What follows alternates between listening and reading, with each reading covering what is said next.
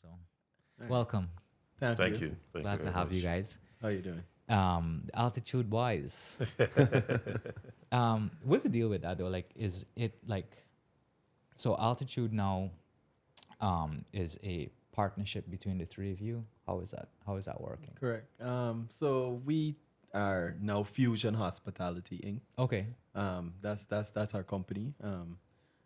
So Altitude and Nikkei, which is the restaurant that we're about to launch in a few months.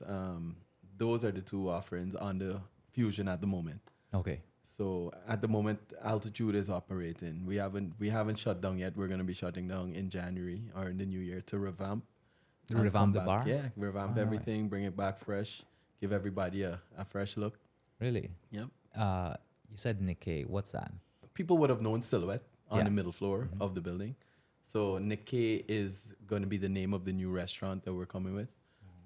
I think I can let Victor divulge a little bit more. He's the culinary Take it away, Victor. absolutely. aspect of that. Well, it comes with a little story, because I did my master's in culinary arts in Peru, and I absolutely fell in love with the gastronomy that they have there. It's so rich and I love Peruvian food. yeah, it's Amazing. truly amazing. I mean, and there is not one country where you can go nowadays and not find Peruvian or Nikkei.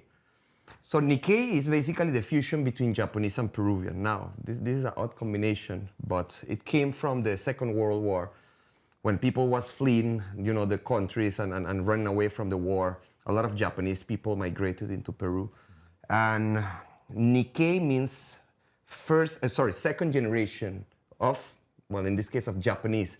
So the second generation of Japanese who grew in Peru encountered similarity in the techniques that were used in Japan to create their dishes. And when they realized that, there were also a lot of fresh products like the fish, like the seafood, et cetera, they started fusioning this. And then that's how Nikkei cuisine arose. It's very rich, it has all the strengths of the South American food, but with all these techniques that come from the Japanese culture. So when we were thinking about this idea, and I told Yonnick and Javid, well, this is what I feel very passionate about and what I want to be offering to people.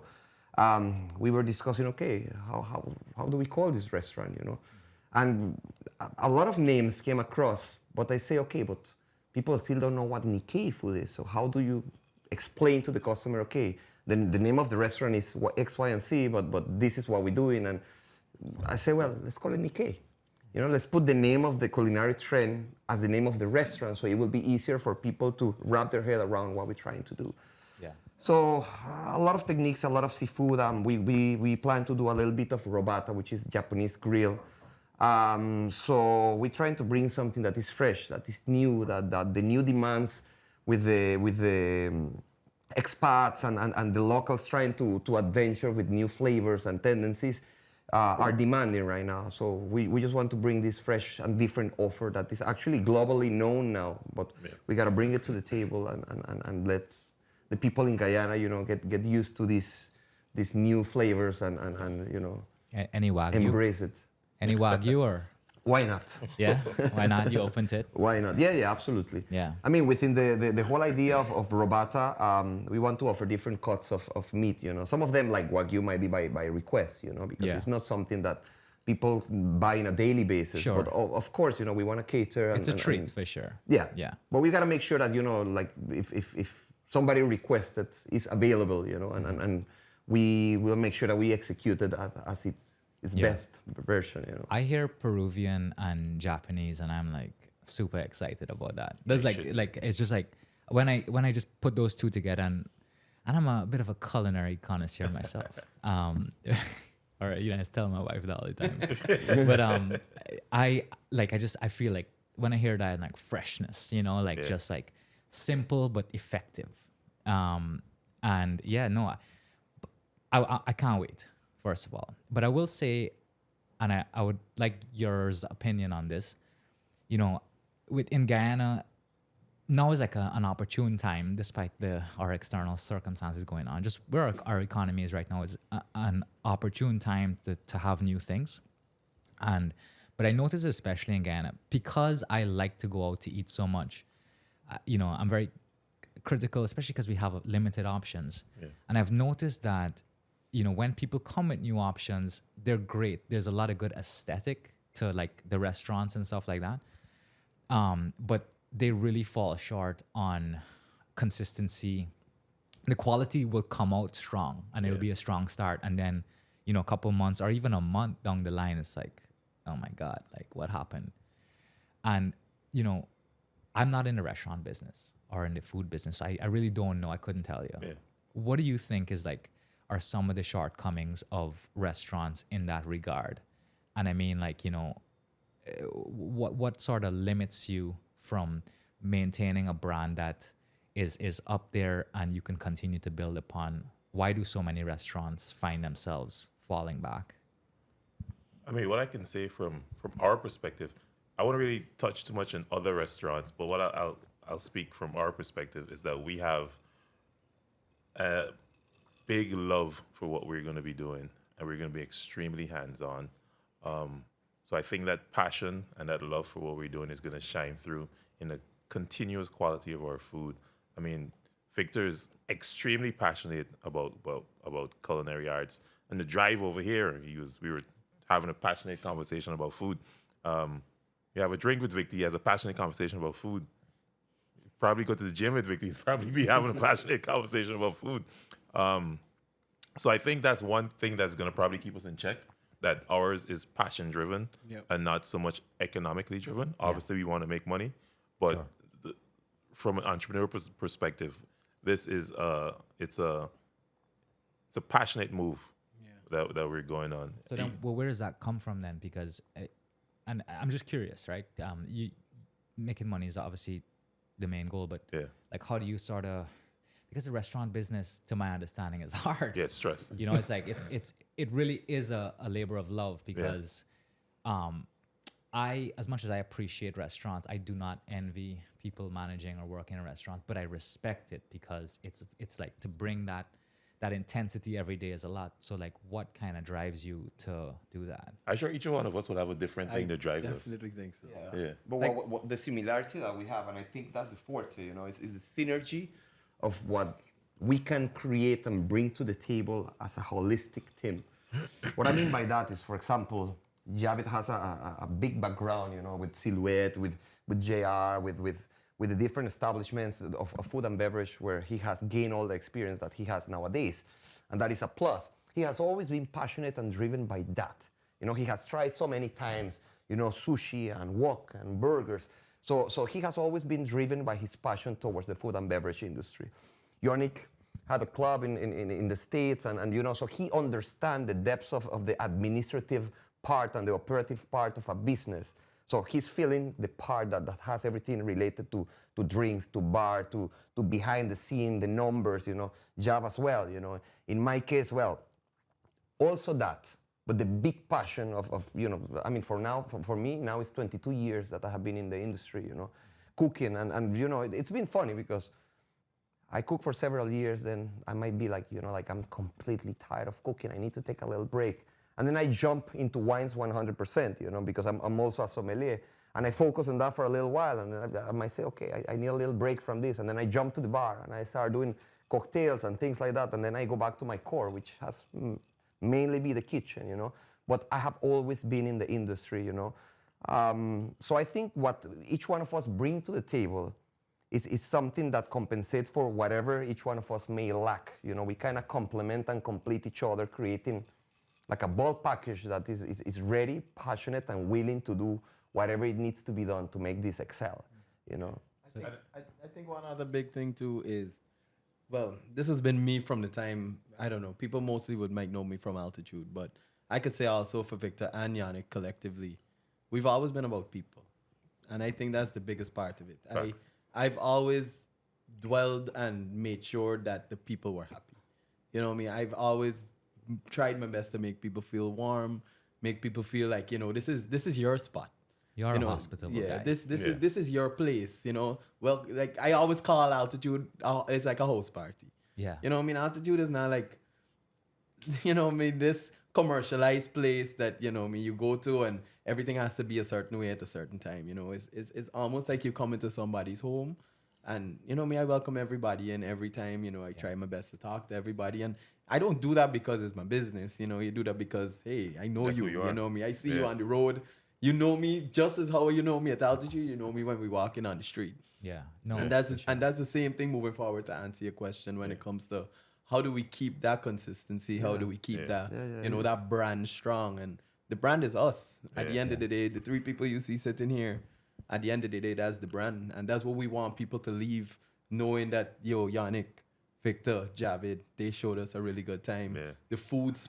The food speaks for itself. The drink speaks for itself. And that but- really creates a difference, I mean, look at that, I might send a dish out to the front of the house, and I might be peeping from the window of the kitchen door, waiting for that first bite, that little orgasm there where you go, then I know I'm doing a really good job, I mean, I might even come outside.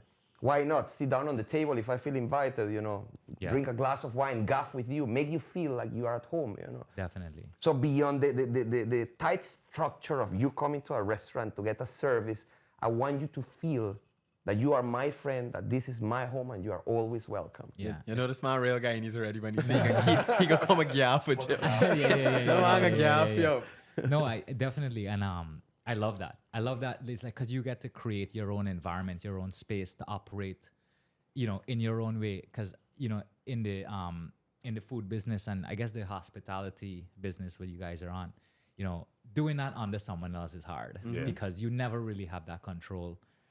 So the fact that you guys are three fairly young men doing it is fantastic. And to your point, Jav, it's funny you say you kind of make it feel like a home line when you like people. I remember one time a couple years ago we were talking. I think I was shooting something at altitude, and you were or I was at altitude for an event, and you were telling me that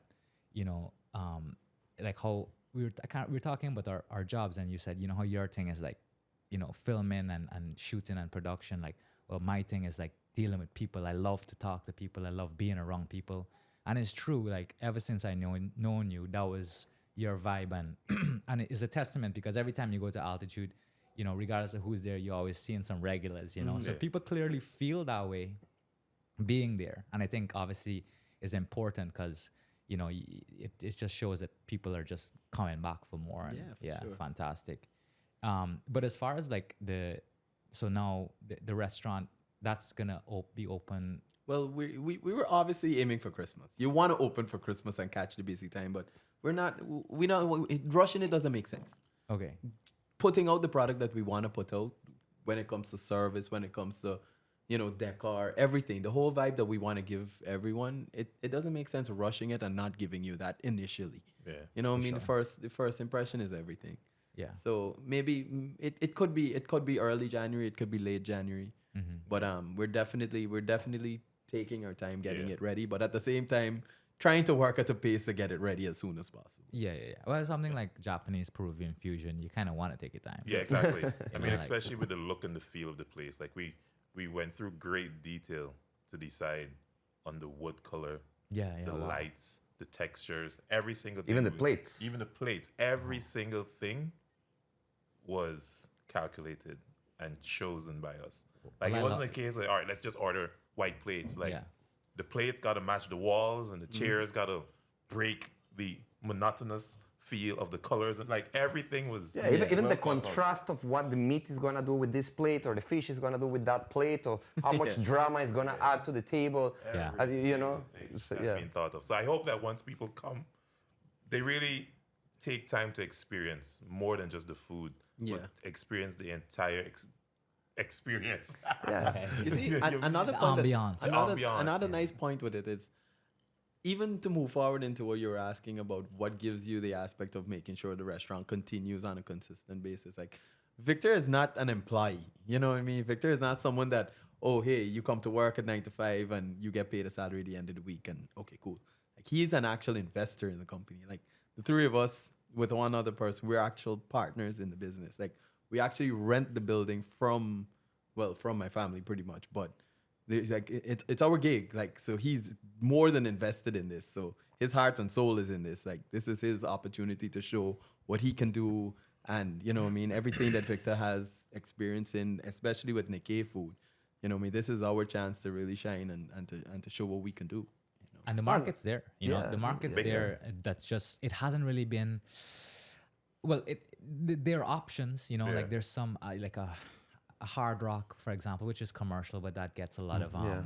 a lot of the expat community Yeah. and stuff like that. But there is opportunity for, you know, we've seen restaurants like Amici as well, which is kind of cool to have that in Guyana. Yeah.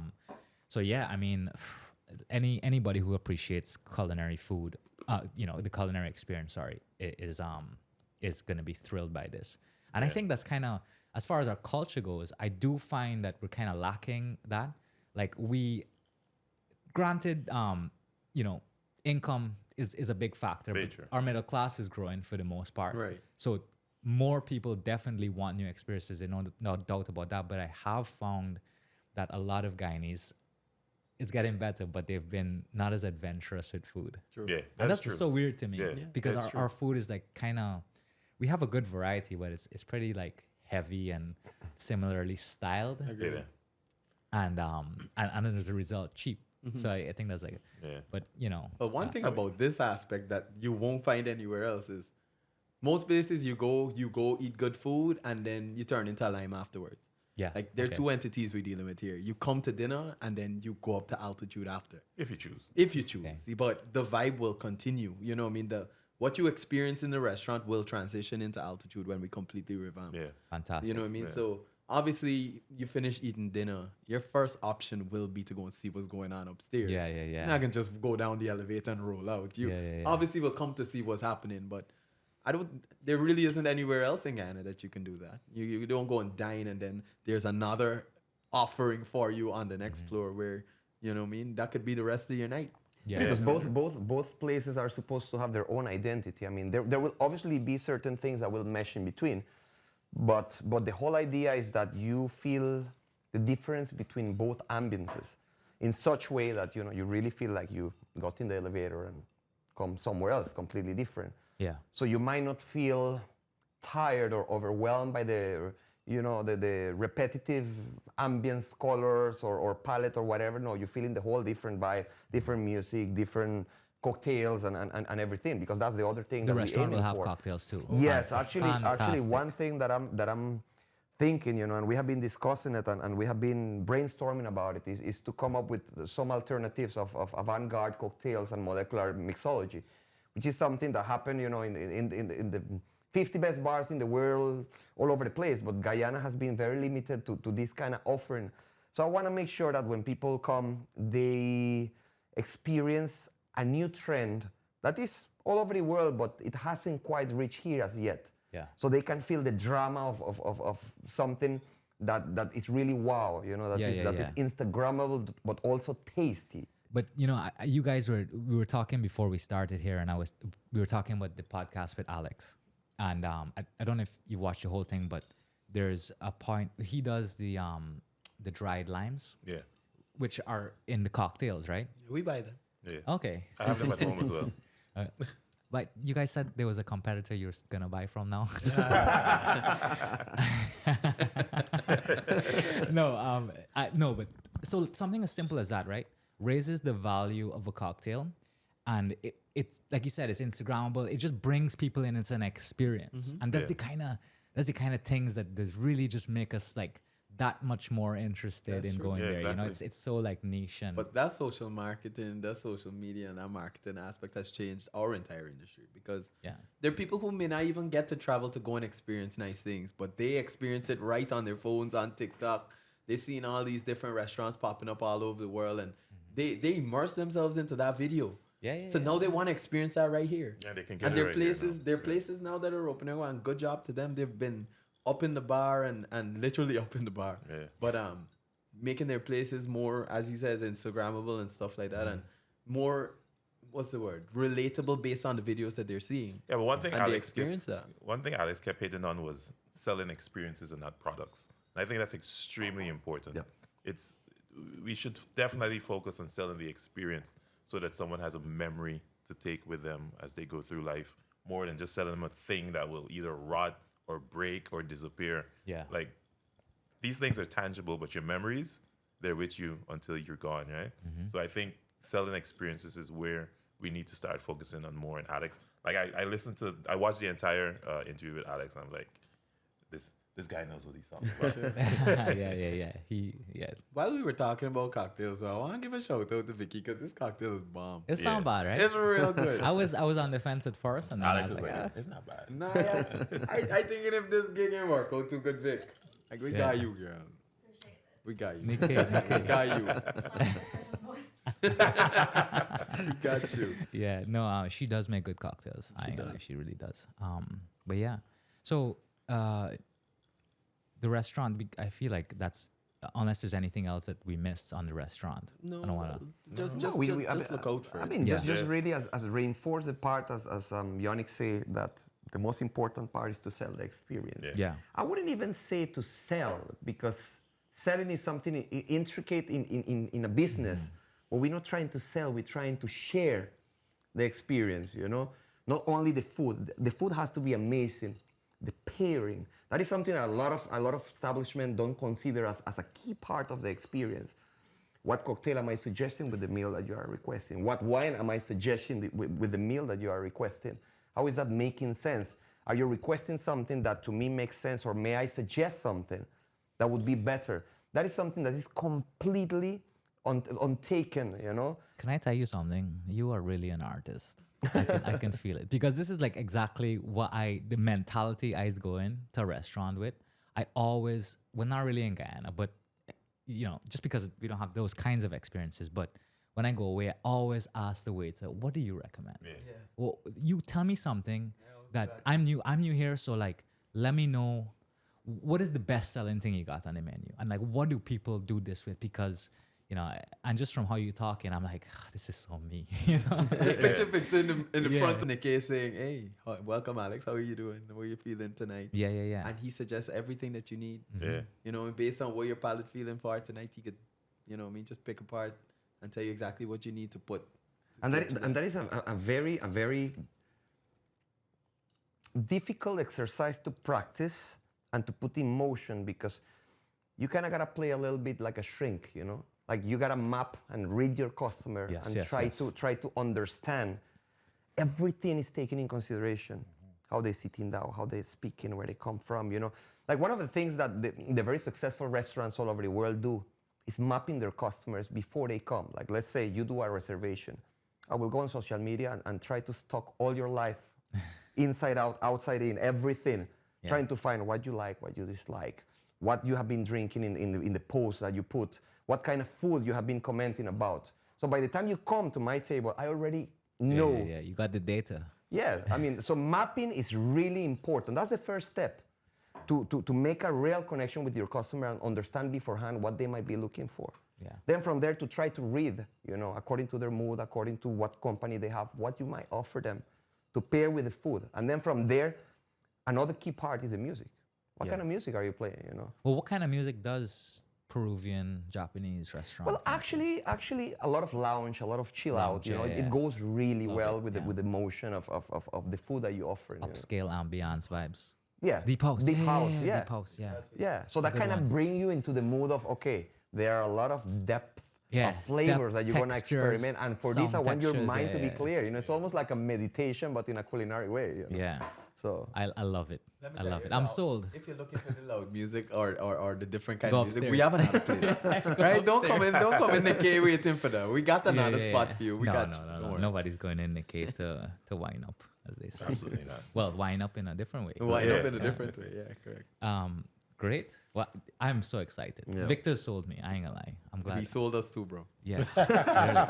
Dude, the man is talking, and I'm like I just love the experience. I can't say it enough. Like I love the food experience. I love going into a restaurant and sitting down and feeling a vibe. And Yeah. sometimes my wife and I we would even creating that a vibe in our own we have an island in our kitchen. I won't even call it island, but we put up 2 bar stools and light a candle and throw on the lounge music, and it's a vibe, and you feel that. Yeah. That's an experience. So to go out definitely. You see how this man talking to you and telling you about it? That's how he was in the beginning with us, and then we did the tasting. Yeah. And Oh, yeah, Yonnick the and I were tasting like- was what? And Yonnick and I were like, okay, this man is just talking. This Yeah. man really got it. Yeah. Nice. This But man you should got have it. seen him last week. We did a pairing at altitude. We did cigars, scotch, rum, and so with the scotch we did some aged Gouda and guava cheese, and then with the rums we did some dark chocolate, Guyanese dark chocolate. Nice. And every single person that experienced this, they were blown away just by the way that Victor took them through the journey Yeah. of experiencing the rums with the chocolate or the cheeses with the scotch and then the cigars.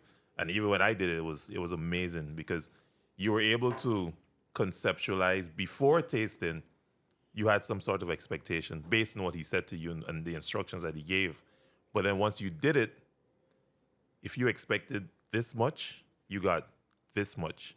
Because he ensured that he didn't oversell, I guess. No, I mean, I wasn't selling, and that's the difference right there. No, I mean, You don't have to sell. I You- don't mean sell in the form of sell. Yeah. Like over. It wasn't It's- overly enthusiastic. It's a You term just- that we use. No, I know. Yeah. Yeah. But what I'm saying is because it's not about selling the experience, but about telling the story. You didn't overtell.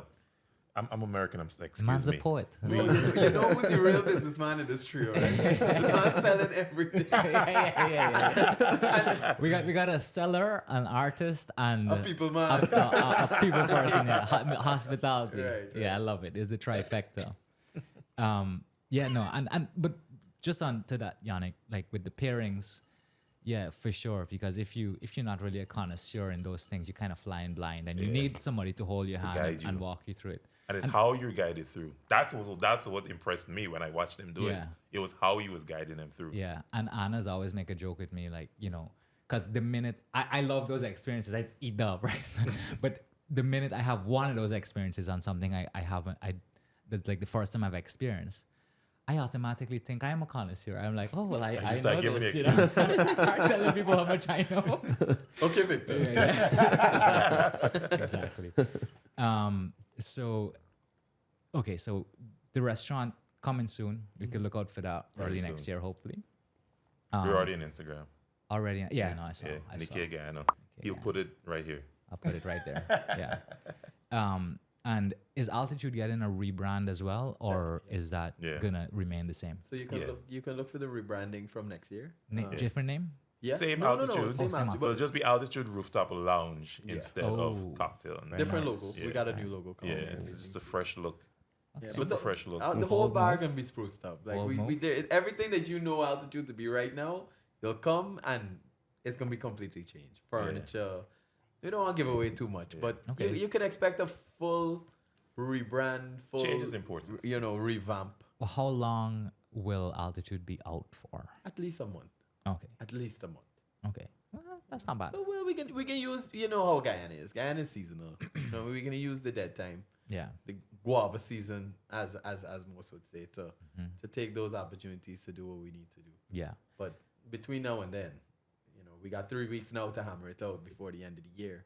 Sure. So you could expect a lot of events, between now and New Year's.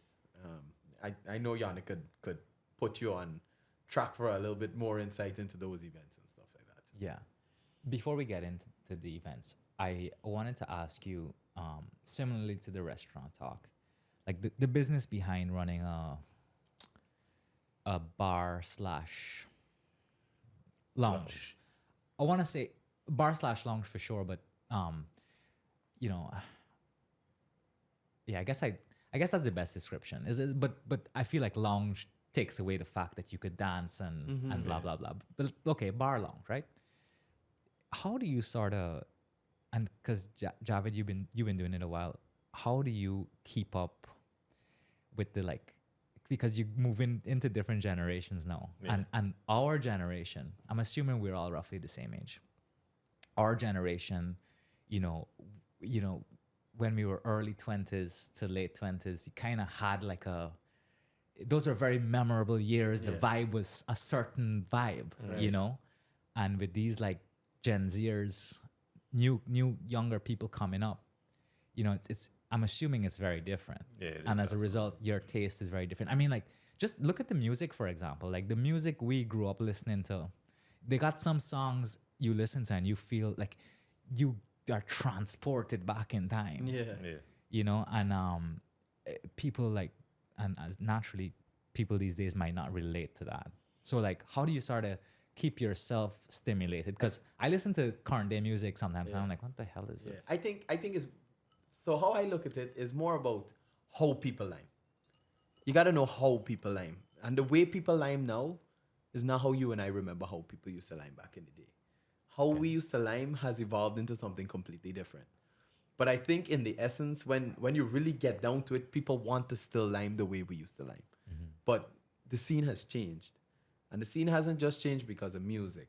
The scene has just evolved over time from just how people go out and what they do when they go out now. Most times you go out, yes, good music be playing, but people just be standing up just at the table, just hanging out. More conversations happening than dancing. Oh you yeah, know? a lot of So, and conversation. what you could remember when we used to go out, Alex, you know how we used to go out and hang out, and it centered more around dancing and it centered around Dancing was a big drinking and thing. talking. Yeah, dancing was a big And thing. now I find more people just go out to socialize as opposed to the dancing aspect and really letting loose, you know. But I still think people want that. Yeah, I think people, You know what I mean? Like, for example, like our Latin night. Our Latin night on a Thursday is testament to the fact that people still want to come out and dance. I go places, you know what I mean? Like on a Friday or a Saturday, I may not be at altitude, I might go other places. You don't actually see people dancing. Like on a Thursday is the only night of the week I really see people actually come out just to dance. It may not be a situation where, people coming to buy a lot of alcohol that night or to buy a lot of food that night, but they come to dance. And we love creating the atmosphere to give people the option to free themselves, you know, and to actually feel the music that we're playing and to get a little bit of nostalgia as to how they used to go out. Yeah. You know, so that's a big part of it. And we want to try our best to understand how people lime. yeah, it's very important what Javid said, understanding how people lime. One of the things we did coming into this partnership was we designed a survey.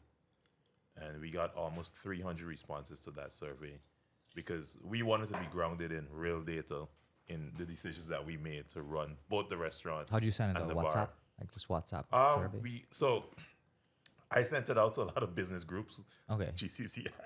Targeted marketing. Targeted marketing. Nice. And then we also send it out to different demographics. Families and friends too. But as also younger demographics, as older demographics. I mean, it was a crazy spread because we had responses from 18-year-olds all the way to 50-something-year-olds. So we really have information that helps us to understand what the 50-year-old want, what the younger people want, what the older people want, what the avid going out people want. So I think, I don't want to toot our own horn, but I think we're probably maybe the only bar that's done that.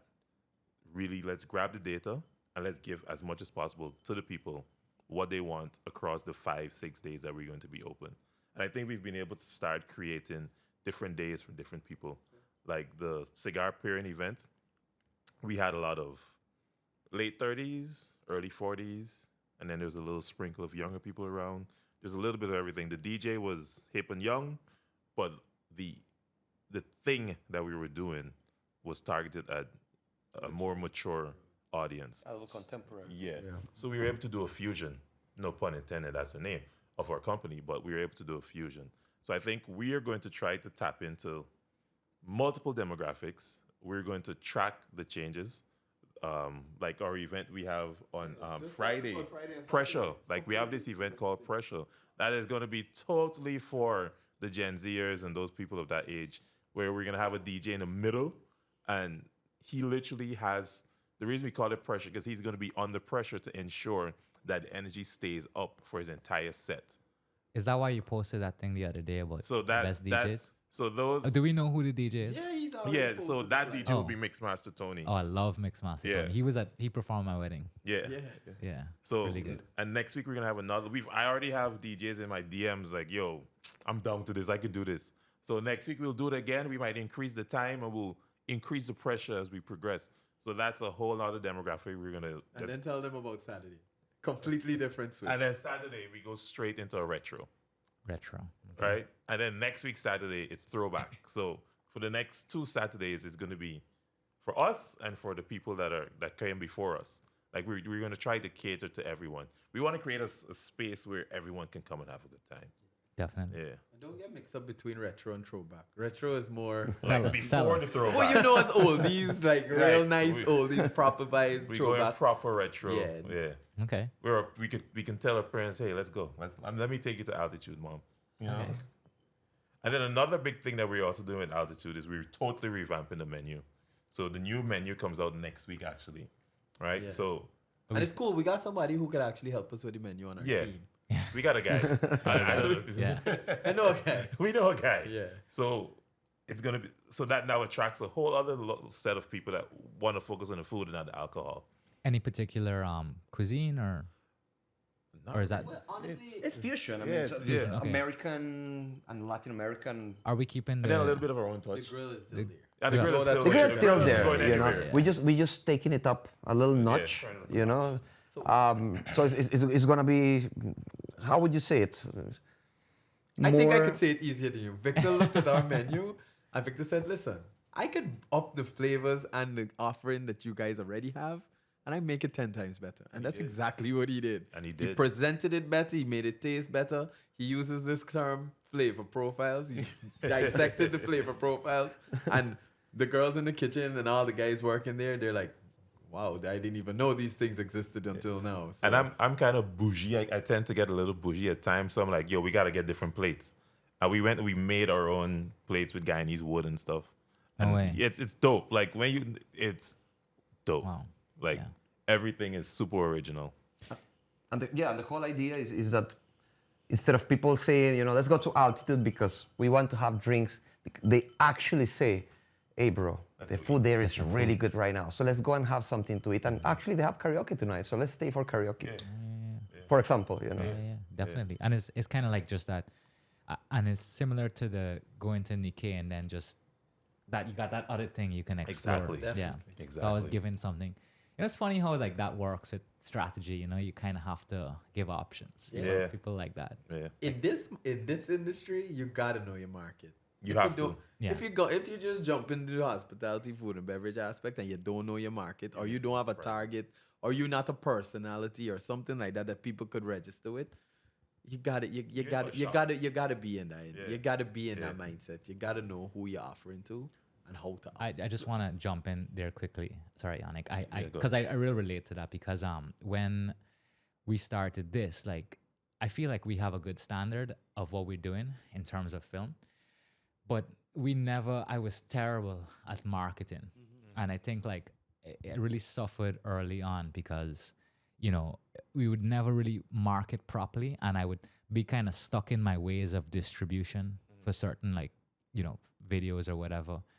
And it really held me back, like because for example, I never really got into like, cutting up a long form documentary, let's say, into like a short reel to lead people because I thought that ruined the sanctity of what I did. But at the end of the day, it's like they're either gonna look at it or they're not. You know, nobody's really a purist when they're consuming just random. Something good at the end of the Exactly. day, right? So it's like really important to think about what like how you doing these things Yeah. and stuff. And you talk about cutting up your film with our industry. So I remember, I was a promoter at a club in New York called Marquee. In my opinion, it's one of the best clubs in the world. There's now a Marquee in Las Vegas, Singapore, Australia. They're that good, right? So Harvard they would do these business reports, these write-ups, and they did one on Marquee. And I read it, right? And the owners of Marquee, they talked about what Marquee was when they first acquired it. It was a warehouse. It was leaky. But what they did back then, there was no Instagram and all that stuff. So they created what I equate to now is a live reel. So they'll like how we have Nikkei, I'd be like, yo, Alex, I'll call up a couple other people, Victoria, yo, let me show y'all something. And they'll call up some friends, obviously all affluent New Yorkers. They're from the party scene because they were promoters before they owned the club. And they'll take them to the warehouse, like the leaky, dirty warehouse. And they'll be like, yo, I'm going to build a club here. and and this is what we're gonna do, and then they leave, and then 2 months later, after something happened where some type of construction happened, and they'd leave the club after working, and they'll take a few more guys out there, like, yo, look what we did now, and then 2 months later, and they kept doing that, and I learned when I read that everyone that you took that space, that gave some advice, and they're like, all right, maybe you should do this. Whether you took that advice or not, they don't have to know. They felt invested in the project. And it's you want people to feel like, yo, I was with them when they were building this, and I told them to put that ball there, and they put it there. You know what I mean? It's to me, that's just marketing as well. Back then, that was marketing because you had to get the word out that something was coming. Now it's you can take your video, you can make a short form, put a reel out, people feel involved. You can put a survey out and be like, yo, do you guys think I should interview this person? People feel involved. And I think it's the same thing transcends throughout the generations. It's just the how that changes now. It all comes down to one thing, leaving people hungry for more. Yeah, yeah. Facts. Very nice. Yeah. I was talking about hunger. And we've already started taking people on little tours of the space. Yeah. You know what I mean? I like what you said too, because it's like you kind of make people feel like they have an investment in a way. And they in really this. do, because without them, you have no business. Yes. So whether they invest early on with ideas or they invest later on by coming and buying a plate or whatever, those people are extremely important. And that's another reason why I think we're going to be very successful, because we understand and we respect that. Yeah. We respect those our customers and our future customers. Definitely. I just want to double back quickly to Latin night. There was a couple questions I had that I didn't get to ask. So the vibe and that sort of dance and high energy and bringing back that feeling. I know, by the way, I know multiple like super loyalists to Latin night. Like will show up every 100%. every Thursday. They're not even of Hispanic descent or whatever. They're Guyanese who love to dance. But do you find yourself getting mostly Guyanese or? Latin night has begun and historically always been pretty much predominantly Guyanese. Okay, There I was- asked because we have a big like Venezuelan, Yeah, Cuban. so we don't get me demographic. wrong. Over the time, we've been getting a lot more Spanish people coming through the door. Yeah. But what a lot of people don't realize is we have a guy from the dance school who comes there with his class every day, every Thursday. So they come a little bit earlier. They come from like about 6-7 o'clock, and they dance or they do a little practice, and then the night starts and they really get into it. But you can go up to that guy, or he will come over to you as somebody who's never done Latin dancing before, and he'll give you some pointers before the night even starts, and then you utilize those pointers for the rest of the night. You shuffling all Go do night. your Yeah, shuffle whole night, all whole night. So that's actually something we want to dwell on a little bit more, because there are multiple schools and we want to get everyone involved Yes. to bring out more of their students, Yeah. or even to make themselves more available to other people who might be at altitude at that time, who might want to give it a try. And you give it a try, the guides will show you whatever you need to learn in the beginning. And then when the night starts up, you put those pointers to use. And Yeah. Is you it just easy? enjoy It is yourself. insane, like I'm a Latin American person, I'm supposed to be a dancing guy by birth, but I'm watching these Guyanese people dancing salsa and merengue, and bro, I'm like, I'm not dancing tonight, like, let me just watch, like, they are so good. Yeah. So No, for sure. I could tell the passion about it. It just feels like the people I know who go, it's like a call in for them, and I like that, because it's just another thing that we're kind of missing. Like, we need more of those experiences, whether it's like Latin night or just to use as another example, like a quiz night. It's just like a thing to do. Let's get out there. I Let's think that's the biggest, as you just said, that's the biggest thing. It's just something to do. yeah. There's not enough things to do. Why do you guys think we're so starved for things? Like, why do you think we never? Because Guyanese people, I can attest to this as well. I think over the years we've just always known to do one thing, which is go out and drink and lime and just be social. This is our consideration as to what is having fun. But it's not the people's fault. It's the entrepreneurs willing to take the risk on something new. Because people open bars every day. There's new bar opening. That's So interesting. why are you just opening a bar? Like, why aren't you doing a little more? Yeah. And I don't think people again, it's that factor of they just want to make money. They Yeah. know they know money is going to be made if they open a bar, and they don't want to take a risk at doing or giving an experience. You Yeah. know what I mean? Like even when I do my events, like the first event I did was a risk, because it was something different. How would you encourage the younger entrepreneurs who aren't maybe jaded by who don't take the easy out about the system and blah blah blah, or like how things are, and someone less jaded, someone more open-minded, how would you encourage them to take that risk? I mean, I think the first step is just to be honest with them and let them know that it's a risk. It's a big risk, and you may lose Yeah. initially, but a loss is a lesson. Not to be cliche, because that seems to be the modern thing. Every loss is a lesson. The rappers are saying that a lot. Yeah. But yeah, I think. But once you understand that it's a risk, and if you lose, it's okay. You learn all the mistakes that you made, and you do it better. Then I think you're on the right track. If you lose and you don't do it again, that's when it's really a loss. Yeah. In fact, that makes it a failure. Or stop trying. Yeah, you can't stop trying. Sure. Yeah. You just have to be smart though. Like you can't just not stop trying and do the same thing over again. Yeah. You have to point out the mistakes and make the adjustments with those mistakes. To add to that, I think a lot of the young people need to also understand that you can't. Guyana is in a society where we have enough population to just have a niche. You know what I mean? You can't just have a niche and expect to succeed, because you can't just focus on one demographic, which in itself is a little bit sad, because our population is super small. Very. On any given Friday or Saturday night, I don't think every club can do well. We don't have enough people to go around in Georgetown for everybody to do well. Yeah. You know what I mean? Like, not to name drop everybody, but let's say Tribe, Altitude, we got Mantra, we got all of these places that are open now. Everyone can't, quote unquote, canon or do really well on one given night. Just with the small crowd that we have to go around to everybody. So it's just sad that sometimes you have to open a place, and a lot of people open a place or a new spot and be like, I want to do good, I want to thief that person's crowd. But business shouldn't be like that. We should have a working environment with all the bars and everybody to work together to have everybody be successful on any given night. That's why we focus on Latin night on a Thursday, because nothing was really going on a Thursday. I know I could capitalize on that particular night because really, truly, there's nothing else going on that night. But when it comes to Fridays and Saturdays, now it's fair game for everybody. Everybody has a night they're trying to promote, but there's just not enough people to go around.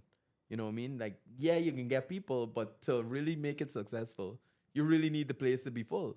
And how people in Guyana hang out is, I not going there if they ain't full.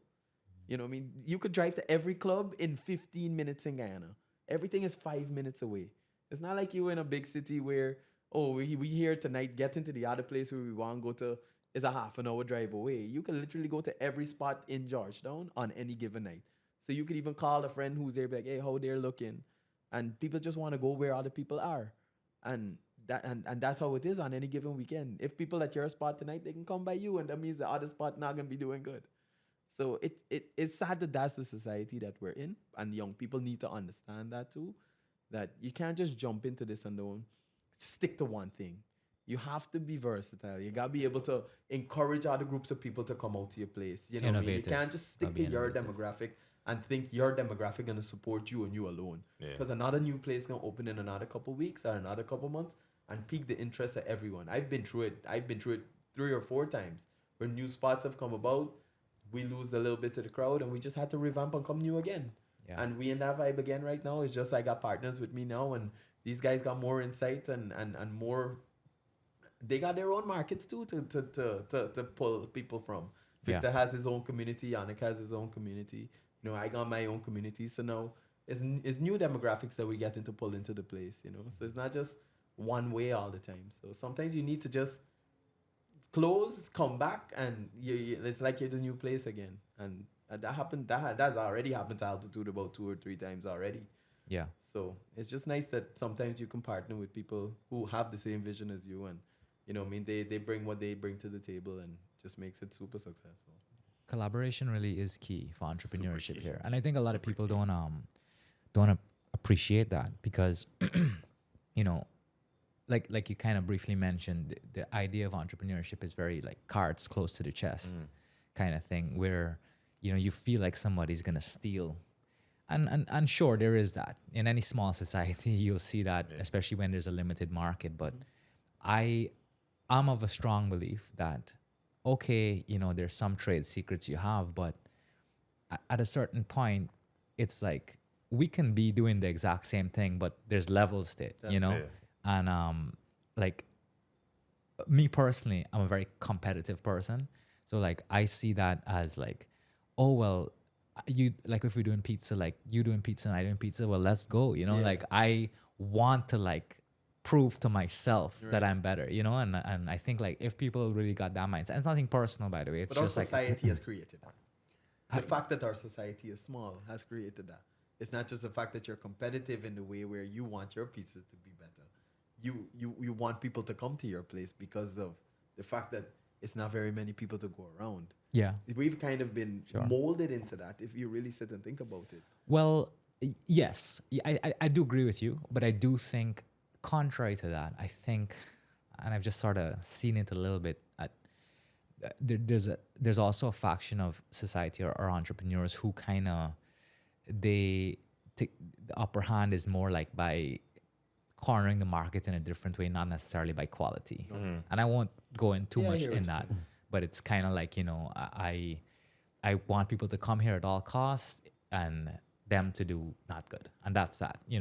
It's not a meritocracy kind of thing. But to move to the next level, we gotta move beyond those patterns. Absolutely. I totally believe that competitivity and collaboration can be a great factor to bring into the market. What I mean by this, like a lot of successful countries that have great restaurants and great bars have collaborations like institutional collaborations. What I mean by that is, okay, we have Nikkei, and this person has this other restaurant, and people love one of the products that they have there, and they love our products. So what we do is, okay, let's create a month where we have a four hands.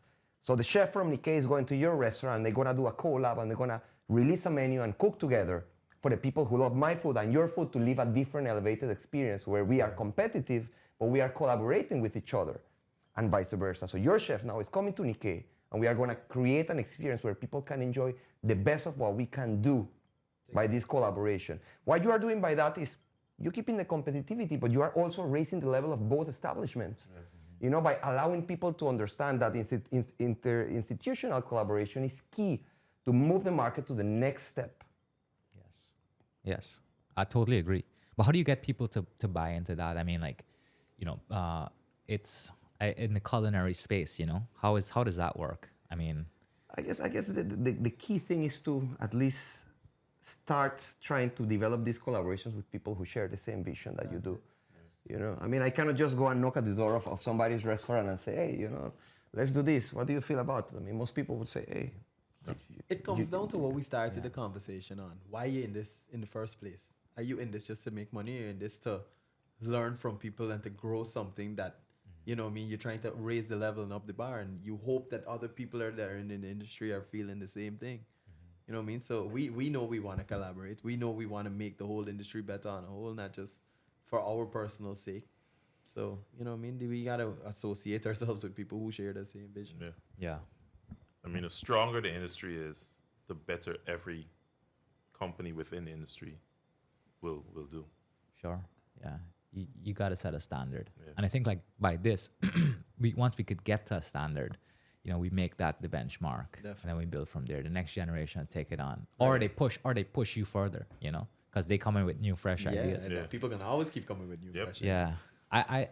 Yeah. And there's people already willing to embrace the change. I mean, I have spoken to a few entrepreneurs out there, people who already have thriving businesses that have been out there for many years that are actually willing to embrace this kind of change and be supportive and develop these collaborations to take things to a different level. So it's really good that this is an open door that is starting to let things to happen. It's going to happen at a very slow pace because it's a drastic change from what has been happening for the last decade.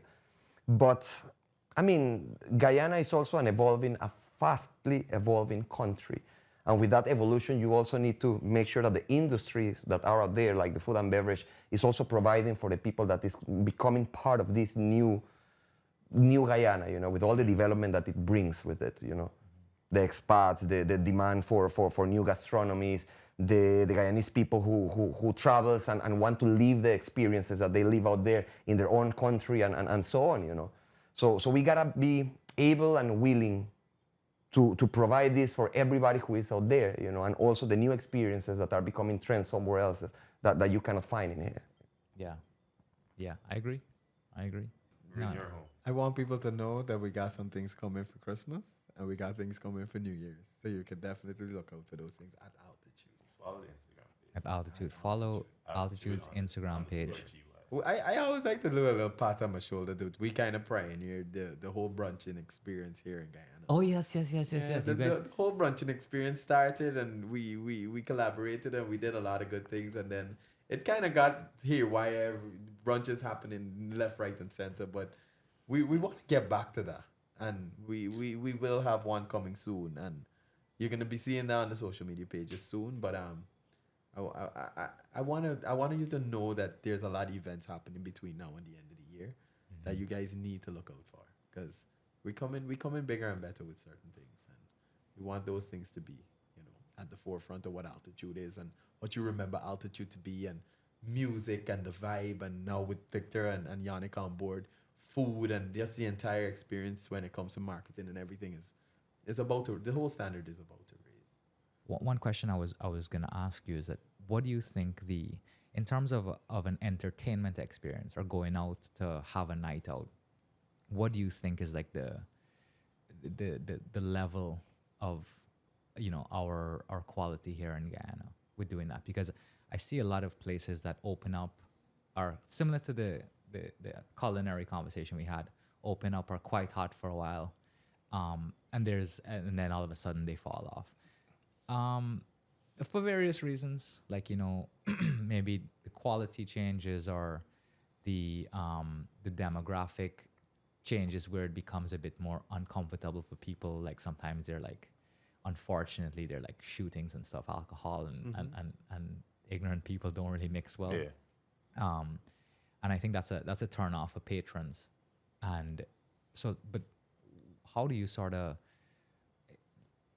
why does that sort of fluctuate so much? Do people have to, like, at some point cut costs, or like the quality goes down, or they allow a lot more slackness to go on? Like what really destroys a nightlife scene? For me, I mean, I'm coming from 12 years in nightlife. Like, that was my bread and butter. And what I've noticed here, there's a couple of things. I mean, Javid touched on the whole thing of our population. It's a big one, right? I'm not sure a nightclub is super sustainable in Guyana. A lot of clubs will start and they say we want to start here, but at the end of the day, it just comes down to getting heads through the door. And for you to get heads through the door, you might say that you want to hold your club at this standard, but there's going to come a point in time when the bills have to be paid and you have to fill that club. And then that's when things start going haywire, when you don't try to control the elements that you're letting into the club. And that's, you get shootings, you get fights, and you get all these things.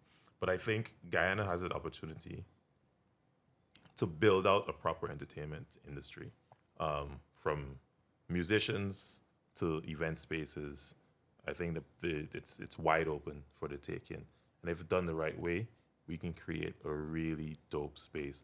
Like, I remember when I used to come home to Guyana for vacation, and we would party until 5, 6 in the morning, right? And I always said, yo, we need to make an industry around this. Like, people need to travel to Guyana because it's the place that you go to that you can party until the sun comes up. And we never took advantage of it from a policy level or anything. I remember, and like, so I moved back to Guyana in 2015, and then they had the whole 2 o'clock in the morning thing. And I started pulling my hair out my head. I'm like, why? You're talking about cut revenue. You're talking about people's jobs cut short. I'm like, this is an industry. Like, yeah, there's some lawlessness that happens. This lawlessness happens everywhere. But you got to regulate, create the industry, boost it, and get people flying in for that thing that you're known for. Like, people flying to Guyana to go fishing. But that's all the way down south. Why not? You can have young people flying in Guyana to go partying. You know what I mean? Like we have a whole industry we can build.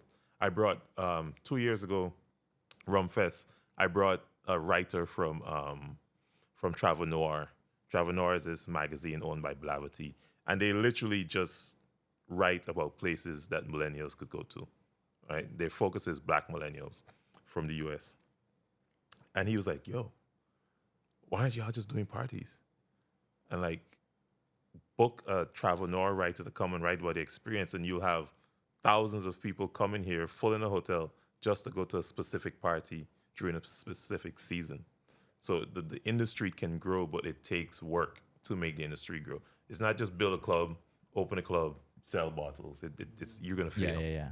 It's You're kind of gonna- lazy. Yeah, But I like what you said too, because with the curfew thing and not taking advantage of that market, it almost feels like it's easier to, this needs to be controlled, slap a curfew, slap a limitation on. Yeah. But the hard work is building a societal infrastructure that promotes safety, allows you to operate, Exactly. You could still have rules which people have to abide to. Yeah. You shouldn't drink and drive and Yeah. do the reckless stuff. Yeah. That's bad, even though a lot of us do it. yeah, And you should be held accountable, but at the same time, like that decision should be on you. It shouldn't be like I'm gonna take your toys away and ground you kind of thing. it never works. Yeah, it doesn't work. It kind of, the people who are trying to actually build an industry are the ones that suffer. Yeah. A big part of the whole, how do you control people in your establishment to not go to that level to tarnish it or to, put a whole different perspective from what people know you are and just, go in a whole different direction. It comes down, for me, it comes down to relationships. Because I can tell you this, I've been there, I've been doing it the last maybe 6 to 7 years. Everyone has passed through altitude at some point in time. You know what I mean? There've been people who have had, instances at other clubs or by my club. Like there are a bunch of different things that have happened. But I personally feel the relationship that you have with people goes a further way because people think twice. You know what I mean? There's always a situation where somebody just goes dark and just does whatever they want and you just can't do anything about it. Situations happen, especially when people drinking and they're in that environment and whatnot. But there is that factor to consider where people think about who they're dealing with or people think about who they're about to tarnish before they do certain things sometimes. I've been in a lot of situations where after the fact, maybe 2-3 days later, where a situation might have been de-escalated, they were like, Jav, if it was in your place, I would have probably acted a lot differently. And that's not just from the fact that, we've grown up together or you know me. It's just how you deal with you at the time when you're in the place. You've got a good relationship with people. And that's the only way to really hone in on it. You got to continuously be a good host. Yeah. You know what I mean? Well, You continuously be a good host and you can't expect people to behave in certain ways, but you can almost hope that your impression that you put on them could, in some way influence a decision that they might make that could just tarnish everything because and they wake up the next morning, altitude is in the headlines, but you know what I mean? They good. They move forward and everything is all right. Well, the Altitude is very like- important thing about a place like altitude, though, is that it's always been a homey place, and there's always going to be that venue that goes strictly off of promotion. So, 80% of the people in there, they don't know the owner, they don't know the managers. They're just coming because it's just a dope club with crazy promotion. They got some dope DJ or some artist performing, so people are just going to flood the place, right? And we don't employ. So from the altitude perspective, that's the perfect measure of controlling that. But from the commercial perspective, how do you control that? You know what I mean? You got to be Right. personal. This industry is all about personality and it's all about being personal with the people that come to your space. It doesn't matter if this is, like I always say, it doesn't matter if this is your first time here. You're not going to leave here not knowing who I am. At the end of the day, you're going to leave here being, okay, I spoke to someone. You don't have to know that I'm the owner or not, but you spoke to someone. You had an experience with someone there. And the next time you come back, you will remember that. You know what I mean? You have to try your best at least to see everyone or at least interact with everyone. You may not catch everybody, but you have to at least, you know what I mean, make the effort or try your best to, welcome everyone into your space and make them feel welcomed into your space. And I think that's important. As a proprietor, is it hard to, you know, you can't really you can't poop where you eat, right? So is it hard to be in a like an entertainment space and not give in to the vices that come with being in that space? is You know, hard. like like Comes with age. obviously you can't really not have a drink on the job. If I'm, we're friends and I come to have a big lime at altitude, like, Javid, come take a drink, man. Like we lime. Like I want to be with you. I want to be around you. How do you sort of manage that? You gotta know how to do it. At the end of the day, I couldn't do it. That's you why don't I'm linger. That's my thing. I always tell people you don't linger. Like if I see Alex at the table, I can come and heal you up and I can move around, Say but hi. I don't linger. When you linger is when they get carried away and Alex will be like, hey, Shots, have shots. another drink. Yeah, you don't linger. You move around, you make sure you dabble with everybody. And you see, obviously there are people who you can talk to longer because there are people who you know better than other people. Yeah. But at the same time, I always say it. I try not to drink on the job. I try not to lime at altitude. You know what I mean? I don't think, personally, in my opinion, I don't think it's a good look. I don't think it's a good look for the owner of the place to be liming at his own place. You know what I mean? You want to be the host. You want to make sure things are going well. But at the same time, you want to entertain people. And it just so happened that entertaining people in that industry means having Yeah, a drink with it people does. sometimes. Yeah. And you know what I mean? Partaking, You got to take it. You got to take it as it is. And You gotta take it with stride. you just got to be disciplined with it, I guess. Yeah, for sure. I mean, I think it also comes with age because I know Javid keeps talking about altitude, but and that's one of the reasons why some of my views are different because I come from a space where I worked in a club where 1,000 people were in there. You know what I mean? And I come from a space where I worked in a club where people are popping $3,000 bottles of champagne. So if a client comes and says, sit with me, I am going to sit there. And if he says, take 10 shots, I'm going to take 10 shots because he's going to spend $20,000 tonight. Young Yonnick to Yonnick now, bro, I've been through it. It's, you've had to dance with the devil, literally. It just shows not PG, right? No, It's it's not sex, drugs, and alcohol. Like coming from New York City. And you literally have to make conscious decisions while also considering your business and your bottom line. Because we had rent, we have a whole host of different insurance bills that we have to pay. Like it's expensive. So I think for me, it's much easier running something in Guyana. There's less stress. Yeah. There's less nuances. I think a lot of people also don't really think about the complexities of the business part of it. Yeah. And to that, one of my latter questions would be, what can, from a policy level, what could we do to make this industry successful? And I know it's tricky because you don't want to just say, oh, well, give us totally free reign. It is a what you call it, a volatile industry where things can happen as a result of entertainment. There's alcohol involved, but that's fine. Like it's, apart from that, like people are responsible for their decisions. So we've accepted that. But what is holding like this industry back, entrepreneurs from doing this, properly and gaining as much as they can from like a policy level? What are the limitations that hurt you guys? That's a good one. I think one of the big things about Guyana has been, and this is not altitude related, this is just in general. There's no zone that you can throw a space up and you don't have to worry about disturbing your neighbor. Like that's for me, that's big. Like, I mean, in NYC, and I can only relate to New York City because that's where I'm from. Literally, you'll open a club in an industrial zone, and then that area will develop around the club. Like, for example, Marquee, there's a bunch of apartment buildings around there now, but before it was all industrial. It's like kind of the club is the one thing that goes in first, and then everything follows in those areas. We have, like, in altitude, we can't even pump the music and like get people to, if we want to do a big party, we can't. It's like we're limited just because of things that are around us. Yep. There's no area where we can say, okay, an entrepreneur can say, I want to open a bar, I want to open a club, and then they're like, okay, you go to that area, and if everything is concentrated in a similar area, then you now have thousands of people in a similar area just going from bar to bar. It ups their revenue instead of having someone have to jump in the car and drive from this bar, even though they're close. If I'm at altitude, I'm not going to drive and go nowhere else. I'm sorry, I stay right there. But that's just me. You know what I mean? Nice.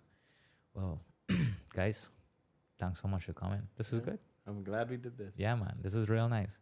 I can't end it without asking Victor if he has any more words of wisdom. Drop something for us, Victor. You've been the star of the show tonight, I gotta say. Oh, I gotta say, I mean, following up to what we were discussing just now, I mean, one of the biggest challenges in the industry is the lack of technically trained manpower. You know, bartenders who went through bartending or mixology schools, cooks who went through culinary schools and had the exposure to be able to execute the technical abilities that you need to make the change. I think for us it's a challenge, but also an advantage, you know, because we will be able to shape those cooks as you would shape a new student in a culinary school and give them all the tools and all the techniques that even later down the road where they decide to leave Nikkei or leave altitude or go somewhere else, you know, they will be able to showcase the exposure and the expertise that they develop while being with us, you know. And I think that's a plus for us, you know. I mean, there is a lot of entrepreneurs who have the capital to invest in different business, but they still have to import talent to be able to have somebody who understand what they're trying to execute in terms of menu, in terms of drinks and everything.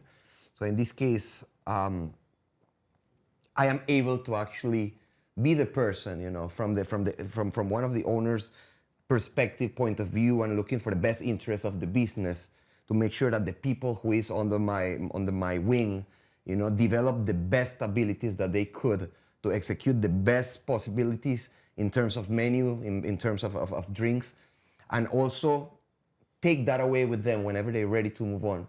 You know, creating a new possibility for the whole market to replace or complement what the lack of technical institutions would do for them, you know. So I think it's very important because it is one of the challenges, you know. I mean, I think all the entrepreneurs in the food and beverage industry have this big challenge of not being able to find qualified manpower. And it's very important that we strengthen that from the core, you know. I mean, in my case, you know, more than just importing talent is to take what you have here, develop it, you know, like take the rough charcoal and make it into a diamond and let that local talent thrive from there on, you know. And I think that's something that we really want to enforce, you know, that make sure that we create better Guyanese cooks, better Guyanese mixologists that can be, you know, world level and be able to stand in any kitchen anywhere in the world and be able to execute things with the level of expertise that you would find anywhere else, you know. Love it. Guys, thank you so much for coming. Thanks. Appreciate you. Thank you. And I wish you nothing but success. You guys are amazing. You guys are, I really do genuinely admire each one of you. And before you even started this venture, I knew every one of you before, and I have massive respect for what you're doing. So to come together and do this, you guys are setting an example for younger entrepreneurs to, you know, improve by collaboration, taking risk, offering new innovative products. Can't wait to see it. Altitude has a ton of events coming up this Christmas season. Please, everyone, go check that out. Look out for Nikkei and also the revamp of Altitude next year. We can do part 2 at Nikkei. Definitely. with a nice spread. Definitely. Yeah, definitely. We could do it at Nikkei. Yeah, at Nikkei, yeah. Put on the ambient music, the deep house. Sounds like a plan. All right. Thanks. Thanks, guys. Take care.